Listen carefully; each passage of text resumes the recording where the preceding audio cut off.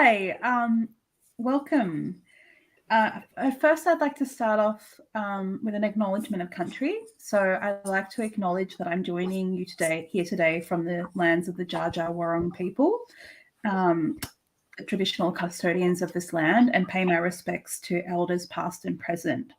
I'd also like to acknowledge that Safdar Ahmed is joining us from the lands of the Garangara people, and to pay my respects to elders past and present there as well, and to extend that to any Indigenous person who may be watching this. Acknowledge that, these lands are unceded, and there's always was and always will be Aboriginal land. So my name is Eloise Grills. I'm an artist, comics artist and writer, and the facilitator of Toolkit's Connect graphic narratives for 2022. And I'm really, really, really excited to be talking tonight with Safdar Ahmed, who is an artist, musician, and writer who lives on the traditional lands of the Gurungara people, known by its colonial name of Hornsby. He is a founding member of the not-for-profit community art organisation Refugee Art Project, for which he conducts regular art workshops with people of a refugee background in Western Sydney, and is a member of 11, a collective and contemporary Muslim Australian artists, curators, and writers. In 2011, in 2021, I think that should be, he published Still Alive, a graphic novel about Australia's refugee detention system, which in 2022 won the Multicultural Award and Book of the Year in the New South Wales Premier's Literary Awards, as well as the Eve Pownall Award for the Children's Book Council of Australia. It's a fantastic book, and if you haven't read it yet, I recommend you all get your hands on it. He sings and plays guitar in the anti-racist death metal band Hazine. Just some housekeeping before we start.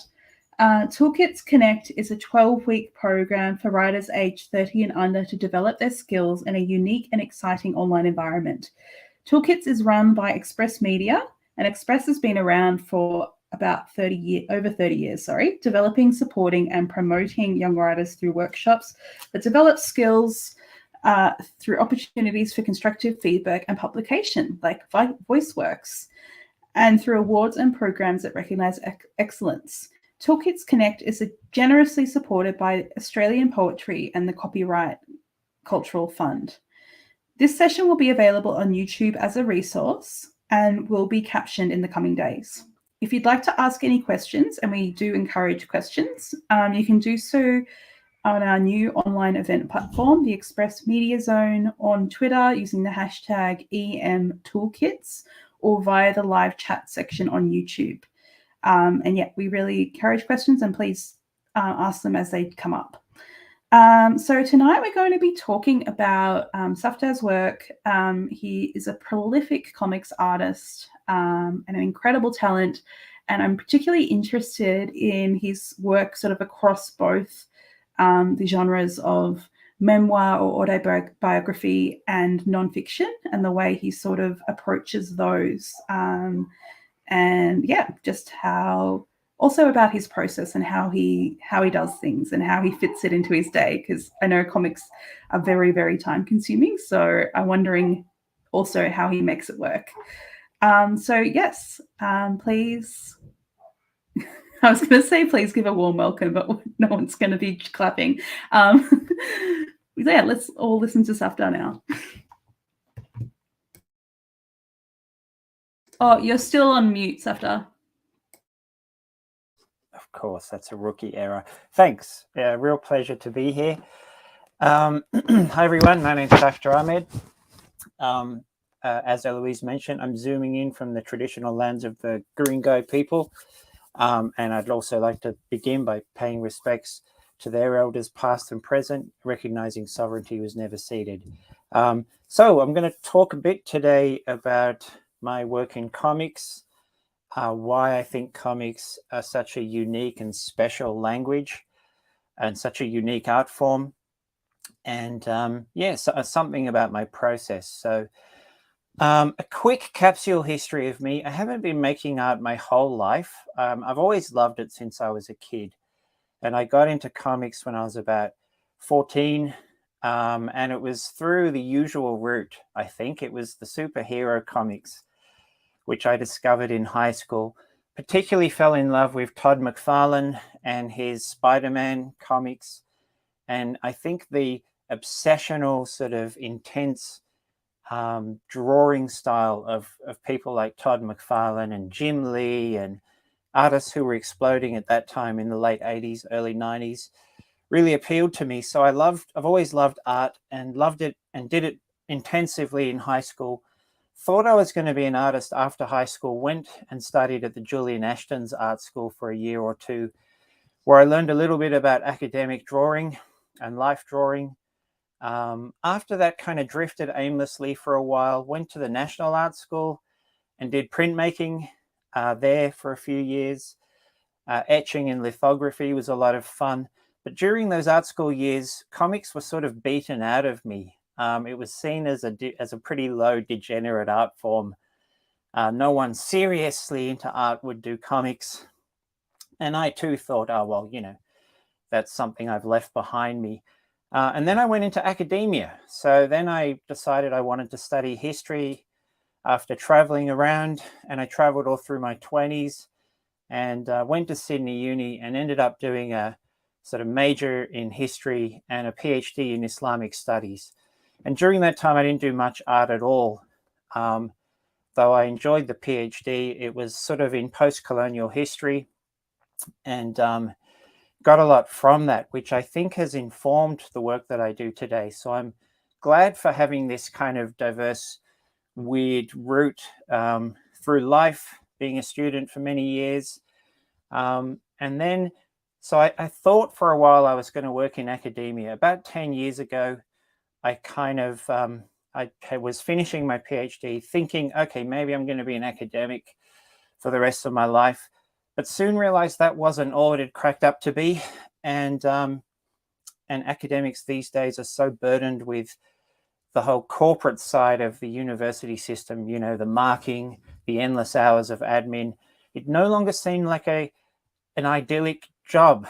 The old dream of the academic sitting in some musty room surrounded by antiques, just researching things they love, seem to be less and less the reality for academics these days. And then I got really sick and I couldn't teach anyway. I got Crohn's disease, which I'll talk about a little bit in relation to my comics, because I've done some comics about myself as the subject, and medical stuff is one part of that. So I got too sick to work about 10 years ago. And then for a few years, I couldn't really do much. And that was when I got back into art making. That was when I got into community work, which was something I could do, in my own time. It was something I really loved and enjoyed. And that ultimately has led me back into making comics and making art and wanting to do it seriously. So I guess I've been doing comics for the last roughly 10 years. And I'll share my screen and show you the first thing I did. It's an autobio comic. Screen share, here we go. It's an autobio comic called The Good Son, which I started and did, am I sharing now? About 10 years ago. Can you all see that? Is that coming up? Yeah? Yeah, okay. So this is The Good Son, and it was very rough, like it didn't even have panels. I did an online version, which you can see here. And I won't read it out to you, but it's basically about my childhood growing up as a mixed race kid, being half Indian, half English, growing up in the Blue Mountains in a very sort of white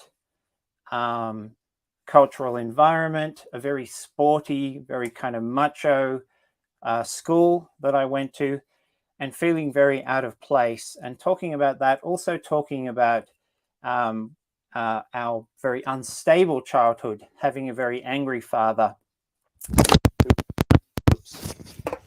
who was prone to sort of capricious outbursts of temper that couldn't sort of be, predicted or managed very easily. And so this was done at a time when I was quite, I guess, annoyed at my dad and feeling as though, you know what, families are always sweeping things under the carpet. Issues of domestic violence, issues of, abuse within most families are things that people remain silent about, things people feel ashamed about. We'd never spoken about it in our family.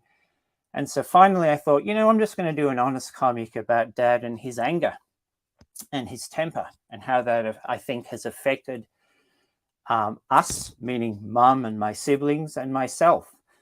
And so it was really good to get that out of my system. I'll stop sharing for a second. It was really great to get that out and to express that. I did it for my own sort of catharsis, but also to reach other people who might have similar experiences. And let's face it, most families are screwed up. Most families have issues of abuse. Most families have things that they're not proud of. And I felt as though I was really sick of the way society also tends to sweep these things under the carpet. So I thought, let's give this a go, and and put it out there. And what I really got out of it, which I perhaps didn't anticipate, was the way it connected with people and the feedback that I received from it. And that really encouraged me, and I suppose motivated me forward to make comics of a personal nature. And I've been doing that since then. So that was really my first dive into the medium, and I still am doing autobiographical stuff. And I think I'll keep doing autobiocomics forever, just because I love that form. I love that genre. It's a big part of underground comics and underground cartooning. And it's just such a kind of visceral way of expressing oneself, even in the formal drawing aspect of it. It's just a very, I think, a way of making tangible things that we experience in our bodies, and expressing issues of trauma. So, but I'll get back to that. So that's the good side. Just let me cut in for 1 second. One, I'm amazed that was your first comic. I actually have the paper copy of it as well, so I feel very blessed and excited by that. Two, I just wanted to share, someone in the comments said, I love the panelless comic. The web scrolling aspect is really pleasing to me. So it's interesting that you're sort of saying, it's not very good. I don't like the panelless, but someone is really vibing it. So yeah, I love web comics too. I thought that's an amazing way to share work because it's free, it's accessible, and I've done a whole bunch of web comics, and also feel like as a beginner that was a really good way for me to get my stuff out there. So I'd encourage that. I think hopefully there are more forums now, particularly there are more literary journals who are interested in comics. There's more news sites, even Guardian, ABC and SBS sometimes do comics, which you can read like a scroll, as you kind of scroll down through the page. And that's something that I really love, which I've been getting into. So yeah, long live webcomics as well. So yeah, as I said, I got into community work, and one of those things was Refugee Art Project, which is a non-profit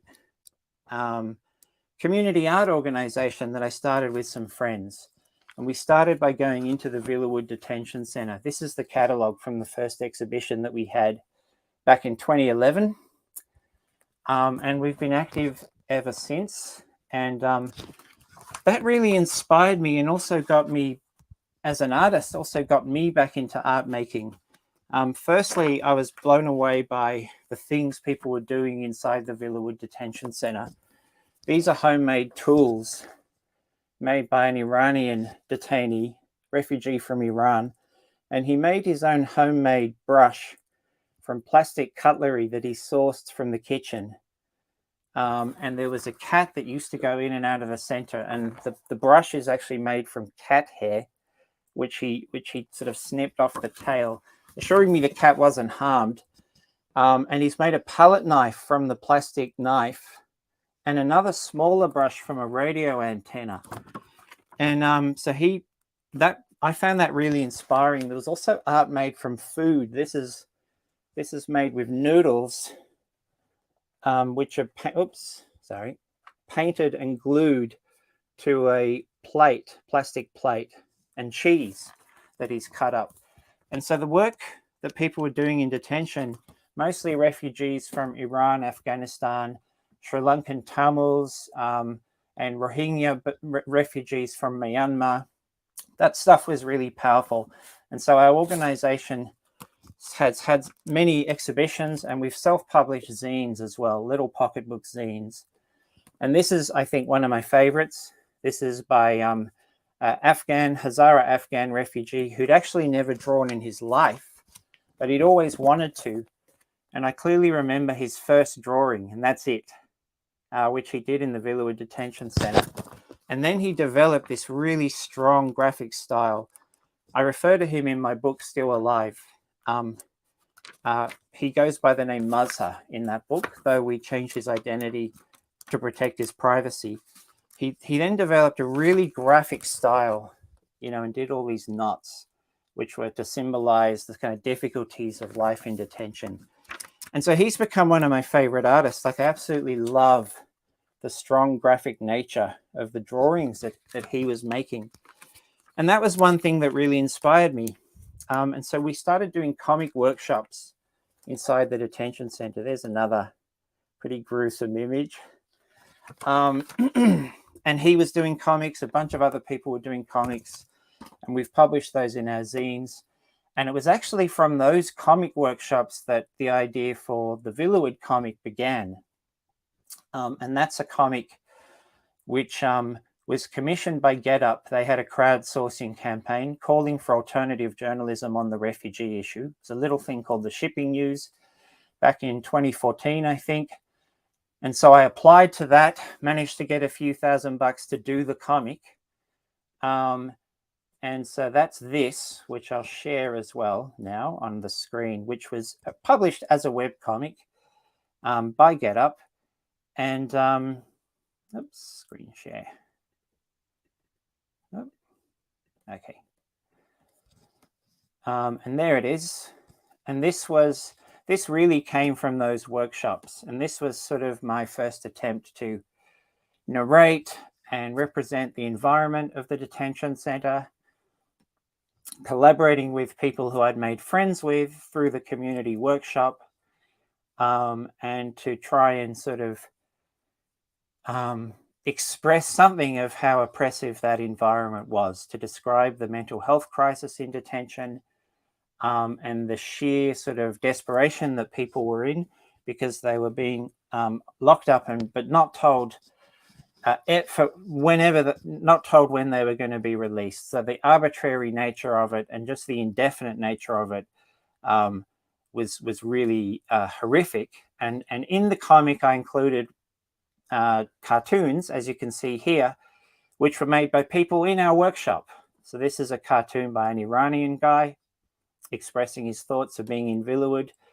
Some drawings by a Sri Lankan Tamil refugee, and Hazara Afghan refugee, and a Rohingya Muslim refugee. And so putting their art in the comic and talking about some of those issues that they were facing, but using their mark making and their self-expression was important, because it took away from me, I think, as the monological interpreter of everything that's going on. And yeah, so that really came from the workshops, and that did well, fortunately, and won a Walkley Award. And that was when I was approached by 12 Panels Press to do the book, Still Alive, which was a huge expansion on that webcomic. So that webcomic, might have taken a few months, but the book, this one, ended up taking almost 6 years, and it contains some material from the webcomic, but a lot of extra stuff, about both the history of Australia's detention policies and a lot more about different aspects of people's lives in detention, and a lot more collaboration with friends that I'd made in our community org. So I think you might have seen some excerpts from the book, or hopefully, or some parts of it. But I can certainly talk about that, because we're talking about self and others and how you approach these subjects. Maybe first I'll talk a little bit about the nature of this collaboration, and then I'll circle back to talking about personal stuff. So for this, the key really for me, I thought, was to consider the ethics and morals of collaboration, particularly when you're dealing with people who are in a very disempowered situation, far less privileged and far less comfortable and safe than I was. And so obviously, for that reason, with Refugee Art Project, we were often anonymizing people or giving them pseudonyms to protect their privacy. That was done with this book. But also it's about the ethics of our workshops itself. The fact that, you know, when you're kind of working with people, you need to do it on their terms and to follow, you know, the agenda that they feel comfortable, that they set. In other words, a lot of what we do had to be driven by the community where we were working with. And so there are little panels here where I try and talk about the ethics of collaboration. There's one panel where we're all sitting around the table drawing, which is something I often show. There we are, kind of all drawing, you know, hands, cups, food, that sort of thing.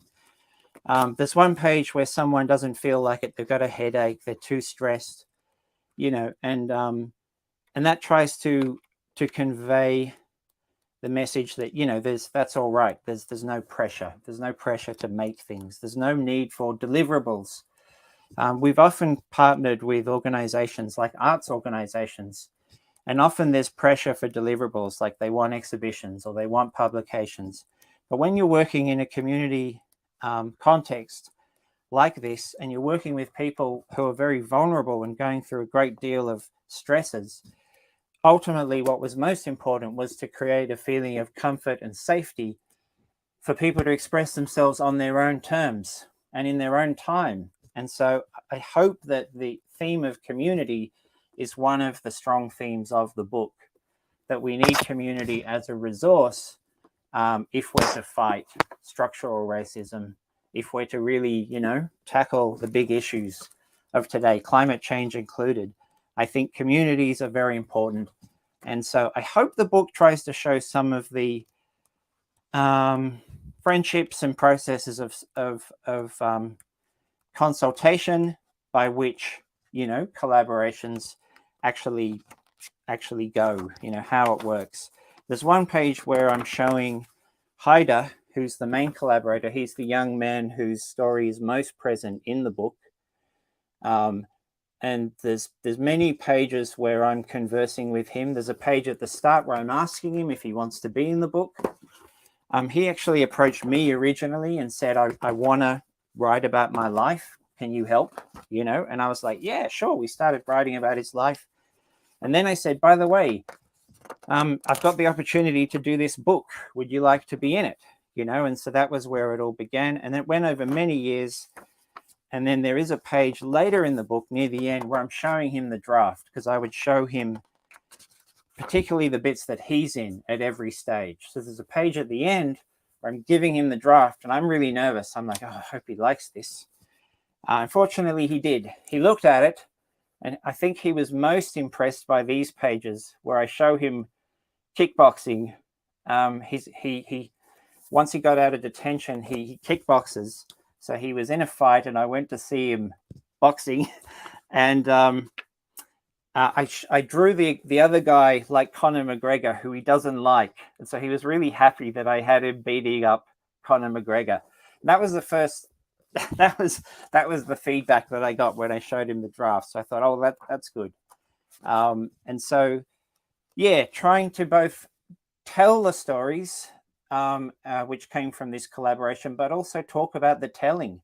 There's that meta-narrative element where I'm both doing the work, but also commenting on how I've done the work, you know, and that process of consultation, which I thought was really important. And that's where graphic journalism, I think, is very special.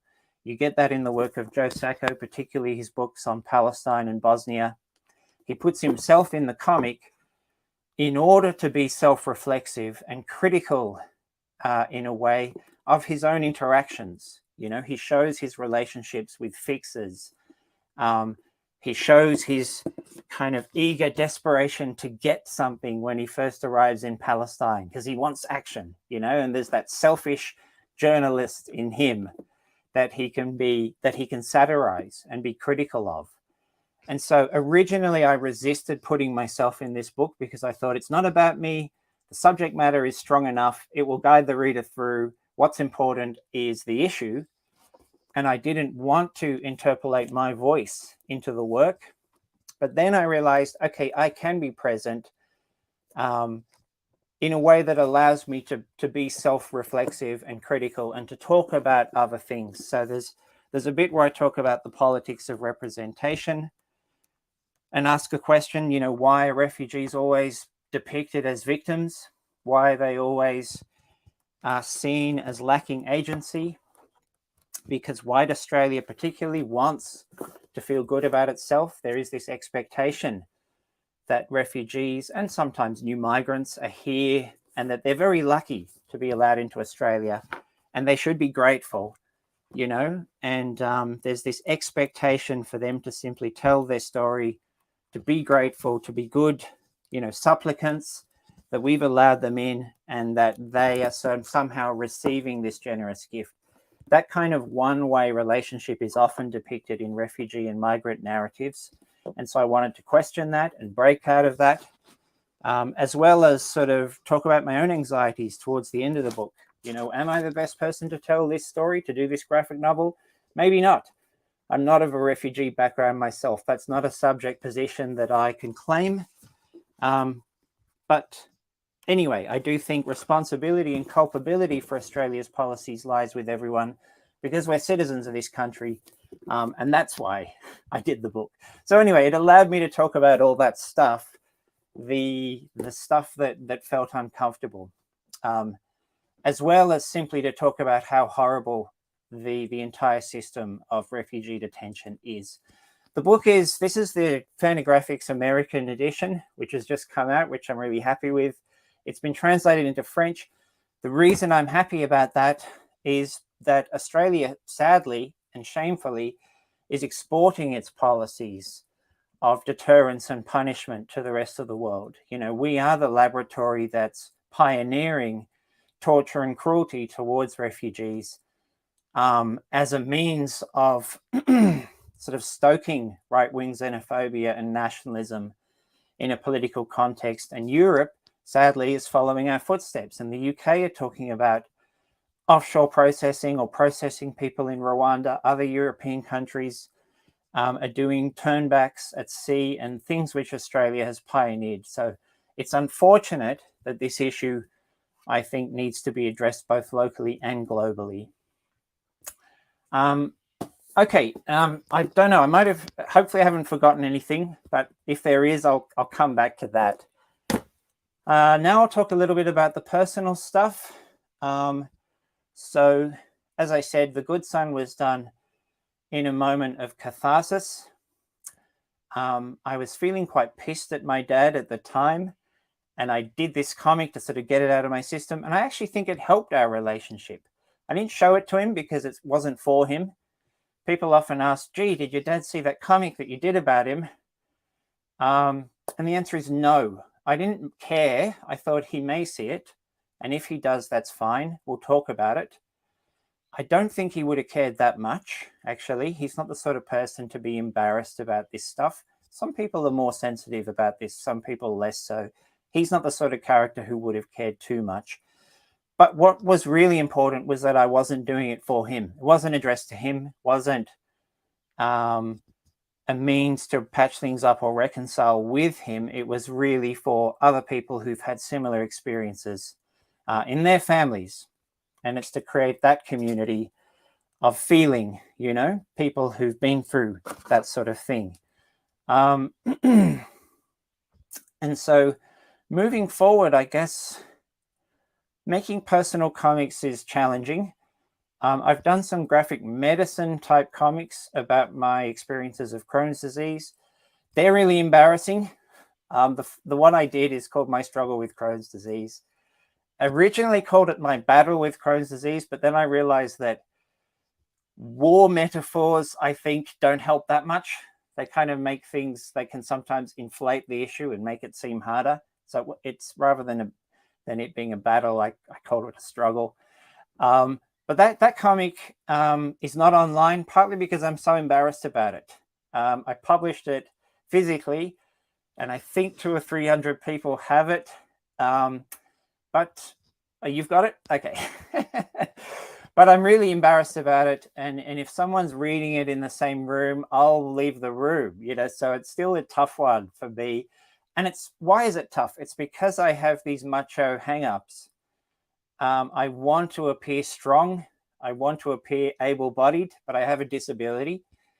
And that's something that I also am trying to work through in my comics.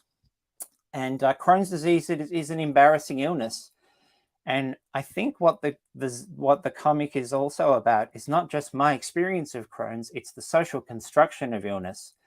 For those of you who aren't aware, Crohn's disease is it's a type of disorder of the immune system in which your body attacks your gut, your stomach, most commonly your bowel area, with inflammation. It thinks there's an infection, but there isn't. And so your body is constantly attacking you with inflammation, sending white blood cells to that part of the body, and that inflammation can cause injuries. And so I got the most severe type of Crohn's, which caused all these internal injuries and wounds. But to get back to the point, illnesses are thought about in very different ways. And the social construction of illness can be just as hard a thing to tackle as the illness itself sometimes. And to have a thing like IBD or Crohn's, which is all about butts and bowels and that sort of thing, is often too embarrassing to talk about. And that was something that I think I'm really interested in as well. Of course, Susan Sontag pioneered that observation in her work, Cancer as Metaphor, in the 80s when she got cancer. It might have been in the late 70s. She realized cancer was talked about both as an illness, but also as an analogy in the language that we use when politicians refer to drugs as the cancer of our society, that sort of thing. She then also talked about the AIDS crisis in the same context. I think she wrote another book called AIDS as Metaphor. And so her stuff was quite interesting, and I guess got me thinking about the way Crohn's is thought about as well. And yeah, recently, I just wanted to say with that, I really love that book, and I think it's really illuminating and eye-opening. And I have like a close person in my life who has a similar illness, and I found it really, really what's it called? Like it was really effective, and it really made me think about it more, and it really helped, I think. So I really appreciated that. You just had one more question here. It's from Jess. How did you go about translating the real people in your life into illustrative/visual form? Did you get the people in your work to sign off on your designs of them? So I'm thinking this is both about Still Alive and also about your other graphic nonfiction work. Yes. Okay. With Still Alive, yes. In some cases, people were okay for me to draw them in a way that sort of mimics their appearance. So I could draw them sort of as they look, albeit it's a cartoony version of the way people look. So again, it's not really, that's the main character, Hyder. There he is, kickboxing. He looks a bit like that, and he didn't mind. In some cases, people wanted me to disidentify them and just draw them completely differently to how they looked. So I was happy to do that as well. As I said, everyone's a pseudonym in this book anyway, just to be safe, on the safe side, with the exception of people who, like whistleblowers and one or two of the refugees who have permanent protection and who aren't at any risk and who didn't mind.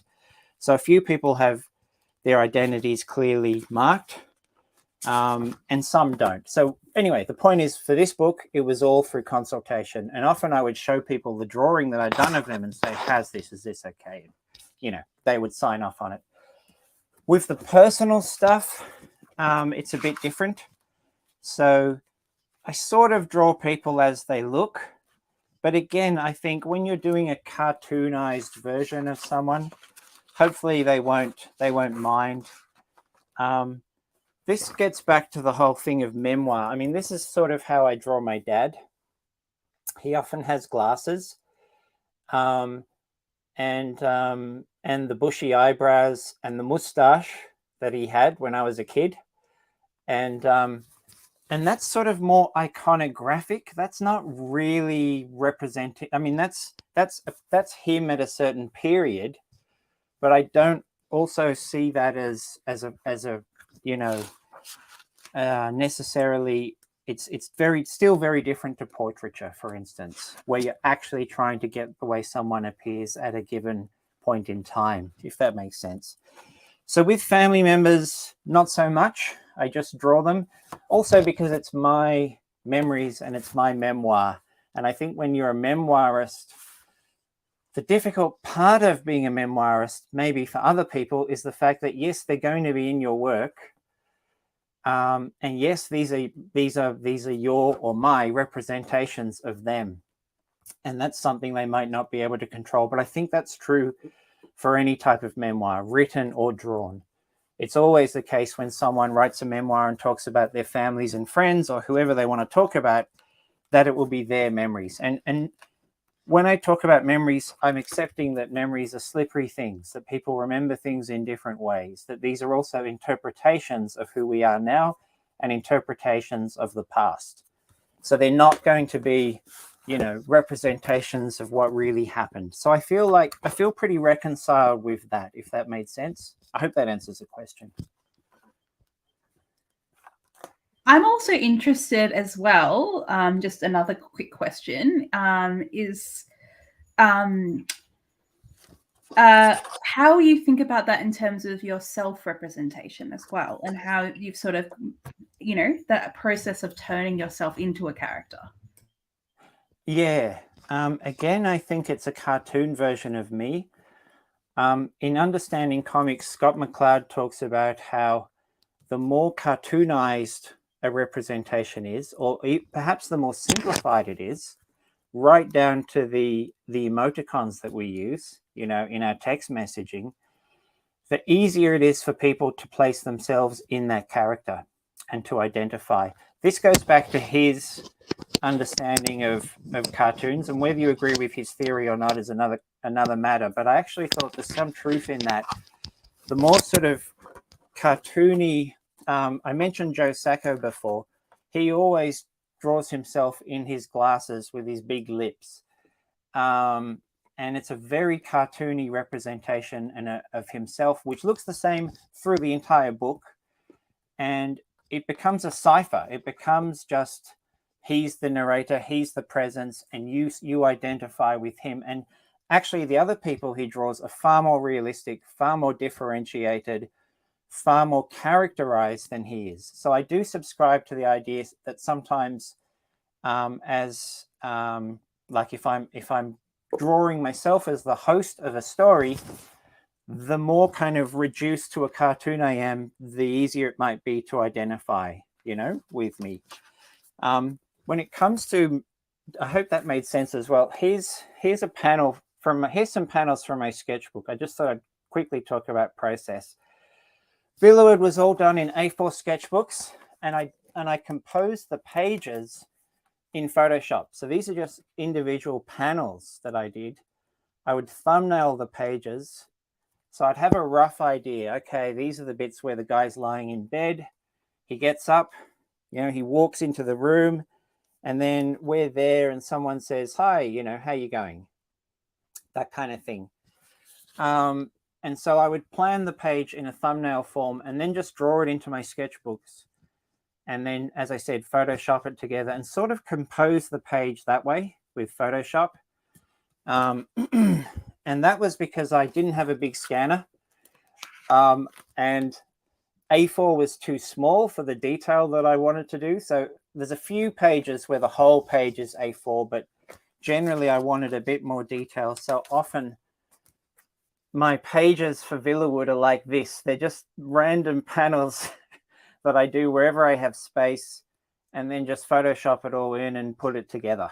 basically. And then if I'm not happy with a drawing, I just, Photoshop it out and draw it again in my sketchbook and scan it in and do it that way. With the autobiographical stuff, I'm more likely to use a brush pen, one of those Japanese brush pens. So Villawood was done using all art liners. Villawood was not done using brushes. It was all done with like 0.4 art liners, basically. So I would just pencil it, ink it, and then rub out the pencil. Oh gosh, and getting those really dark black bits, I know how long that takes. That looks like a lot of effort. Yeah, it was quite detailed. And I guess that's the style I committed myself to. I mean, I've got that, what do they call it? Graphomania. I love to draw. So I love cross hatching and filling the space with lines. And, I love that type of illustration as well. So Villawood was all done pretty much with outliners. With my personal stuff, though, I love using Japanese brush pens, the type that the manga artists use. And so for that, let me find a page from that. For that, it's a bit more expressive. And so this is not using an outliner. This is all using a sort of fine manga brush pen. And this is from a comic where I'm talking about my Indian Muslim side of the family, how my dad is kind of my link to that side of our culture and heritage. And so, yeah, at the moment I'm doing let me show you what I'm doing now. 1 second. So I was constrained really because I had a small scanner. And if I could, I would do entire pages. And now I've bought a larger scanner, which allows me to scan A3 pages. And the jump in price was significant. But anyway, I got this big scanner. And now that allows me to do whole pages with a Japanese brush pen. And it's nice because you're composing the entire page, So this is what I'm doing at the moment. It's still autobiographical. This is a page where it's sort of cosmic baby, again referring a bit to my dad's temper. Wow, it's wonderful. And it just gives me the ability to do the whole thing, That reminds me, the bottom left reminds me a little bit of Charles Burns. It's very good. I love it. Yeah, I love Charles Burns. So the current book is being done that way, and I'm really happy with that because what I love about comics isn't just the individual drawings, it's the idea that an entire page kind of represents a total design, like you're telling the story panel by panel, and that determines the movement of time through the story as you talk about it, but the whole page represents a sort of total design, as Charles Hatfield describes in his book on alternative comics. And I really love that. That's that joy that you get from a finished page where you're seeing all the parts interacting together is really magic to me. I just wanted to quickly ask you about your text. Do you always do your text digitally? Yeah, so as you can see, these pages are all textless. So what I'm doing these days, and what I did with Villawood also, is just stick to the drawing. I have an idea where the text will go within the panels, and then I do that with Photoshop. So that's still the bit that I do with Photoshop. And what I like about that is there's a bit more leeway, again, to design things. Like maybe a text box doesn't have to be that large. So with Photoshop, I'll put the letters in and then make it all a bit smaller. Or maybe there's a speech bubble that's too high or too low. And obviously with Photoshop, that's where you can sort of finish that process of composing text and images together, if that makes sense. Yeah. This is a page, again, about my dad's side of the family, about my uncle who became like a Sufi dervish and was wandering around Pakistan, and he left the family and that was a source of grief for our family. But I always imagined him in this very romantic light as this mystic, this poet, wandering mystic. So I'm kind of talking about this memory of him. Wow, these are so fantastic. And do you use a font that you've made, or is it hand drawn? That's a good question, because I would love to write my own font. Like, I love books where everything is done in the artist's hand. Again, I think that gets back to the graphic signature that you get in comics. The drawing is so distinctive. Everything we do is so kind of it's such a deep expression of ourselves, right down to how your hand moves and how your eye works.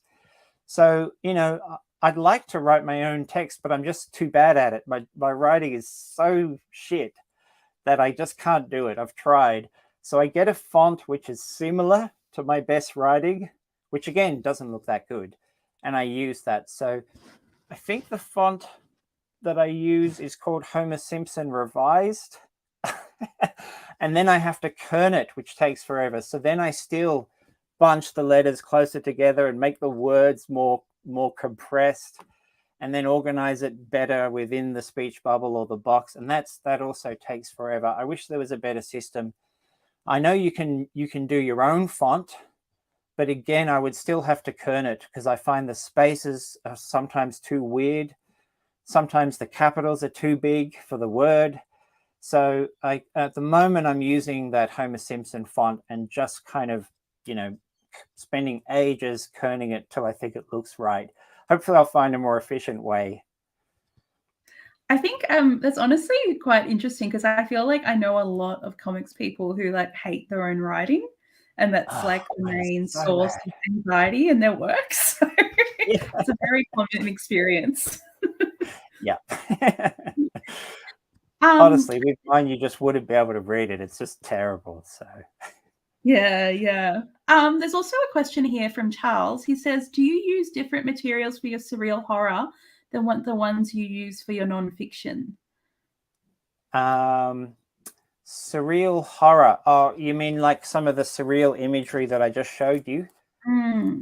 I think no, so. These days it's all black and white in Japanese brush. I've done a few color comics where I use watercolor, so I do love watercolor as well.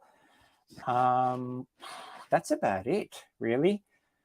I'm a sucker for the way things used to be done, I guess, because I liked comics before the internet and before Photoshop. I'm sort of attracted to that era of comics, and I like underground comics because they're often really graphic, and there's a lot of cross-hatching and a lot of ink on the page. And so I guess I'm attracted to that. I really struggle to look at any comics these days, particularly superhero comics, because of all the photoshopping and all the colors, and they look more like Hollywood films with lens flare and all this ridiculous kind of gradients and sculpting in the coloring process. And I just hate that, because to me that covers up the drawing and takes it away from that sort of very simple drawing, which is where comics begin, and for me where they end. So I use a bit of coloring on Photoshop, but I don't even have a tablet. I don't have a Cintiq. I used to, but then I got rid of it. So I'm a bit of a Luddite.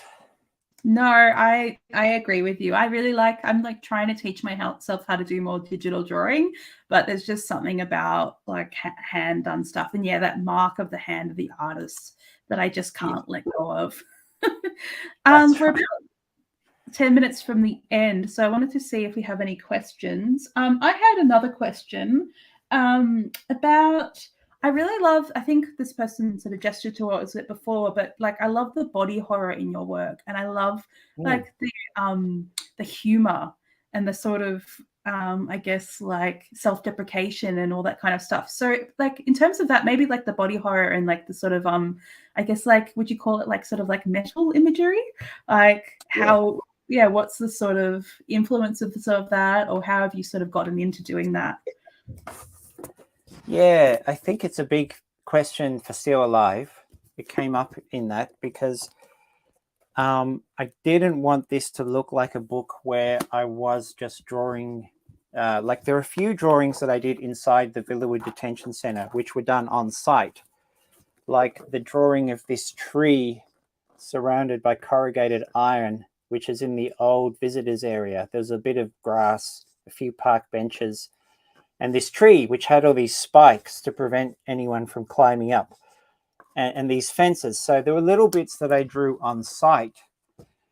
But then I quickly felt as though that kind of realistic drawing can only go so far in conveying the true horror of what I was trying to convey, you know, and to express the themes of the book. And so that's where I reach towards monster imagery and talk about it in the book, again, kind of justifying my choices with this meta commentary about why I'm doing what I'm doing. And so there are a few pages where I refer to the monster as a metaphor. That monster imagery for me has always been analogous to processes of exclusion and othering, particularly strongly analogous for racist thinking and racial typologies. Even in cartooning, of course, when you think about it, the history of comics, particularly in the 19th and early 20th centuries, was a way of distinguishing racial types, and in a very colloquial way that everyone could understand. And the worst examples from that in Australian history are seen in issues of the Bulletin, which was like the main newspaper. You look at issues of the Bulletin going back through the Second World War period and before that, and there's so much racist imagery. It's ridiculous. So I guess as a cartoonist, we need to tackle the legacy of comic art and cartooning in the representation of monstrosity and the representation of race. And so I guess this was one way of alluding to that. Here on this page, I also talk about Frankenstein because that's one of my favorite books, you know, and it's also the birth of science fiction and horror, Mary Shelley's story, written by a woman and about the monster as a figure of sympathy. Like in Frankenstein, the monster does terrible things, but the monster is actually innocent and it's pushed to do these awful things because of how awfully it's treated. So the real monsters are like the villagers with the pitchforks and the torches driving the monster out of the village. And so I've always seen horror in that light. Sorry, I'm listening to that for the first time. I've never actually read the book. I'm listening to the audiobook at the moment and I'm so enjoying it. I just also love, it's a total side thing, but like how it's a story within a story within a story within a story. It just keeps on, like the layers keep on going in that sort of way, which I think is like a really great, that can be done really well in comics as well. Yeah. And so, yes, and there is some metal imagery as well. So I guess this is just the language that I absorbed as a teenager and fell in love with. And the thing that also sparked the magic for me when I was very depressed, actually, as a teen, which I talk about in The Good Son, art for me became, a refuge. And building up imaginative worlds and diving into horror and science fiction was one of the things that got me through a really serious depression when I was younger. And so I've, in a way, clutched onto the things that I loved back then and have kept that spirit of that kind of art and that kind of music, which I still love, and which I want to use now in a more critical way in my art. So I guess that's why I bring horror into it, not just because I like it, but because I also see it as a critical lens for addressing social and political issues. And that's, of course, I think horror does play that role in our society. It often has. I'm not saying there aren't bad examples of horror films, but if you look at some of the best horror films, they're often addressing issues of sex and race and gender and all of these things. And body horror does that in a very unique way. So that comes up, I think. I want to explore that more in the graphic medicine type stuff that I'm doing. Of course, illness is so strongly analogized in the body horror genre, particularly when you look at a movie like The Fly, where a man accidentally splices his DNA with that of a fly and starts becoming a fly. You know, the analogy to illness and the way our bodies change without, you know, beyond our will and beyond our control is also really obvious kind of theme that's ripe for exploration, I think. So yeah, for me, that's what I get from the genre. Absolutely, and yeah, I'm reminded also of the Night of the Living Dead, which is a very, very strong an allegory for racism. For sure. And Yeah. there's so many examples, but yeah, it's really, really interesting. I'm not sure if we have any more audience questions, unless people are wanting to type them in now. But yeah, I'm just really, I guess, like, yeah, I'm interested in hearing a little bit about what your next project is and where you're sort of moving into. And you don't have to tell us too much, because I know when things are, you know, baking, it's not good to talk about them too much. But yeah, just a little bit about where you're sort of going next. I think some of these pages that I was showing you is pretty much the next thing. So if you like The Good Son, the one I did about my dad, is kind of like the you know, thumbnail version of what I'm doing now, which is a really expanded look at yeah, my childhood, our family, how we moved beyond those childhood years, how I think my dad's anger and capricious temper sort of affected me and made me the person I am, for good and bad results. So it's kind of looking more deeply at that. For me, that's I don't know. I really love autobio works that look unflinchingly at issues of, you know, abuse and dysfunctional families, and also take the lessons that we can learn, or, you know, understand how we survive those things, to put it better, to understand you know, how we move forward. So yeah, I guess the new book is all about that. It's still going to have a lot of broader social critique. Like, I think back to my school years and how terrible they were, partly because the teachers were so brutal and the teachers were so intolerant as well.